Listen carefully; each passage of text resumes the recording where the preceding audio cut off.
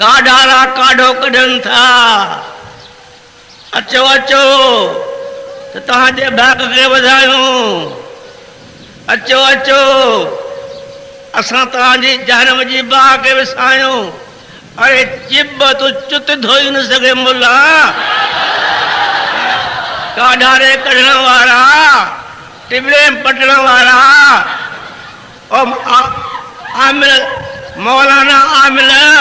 टके जो मोहताज रुपए जो मोहताज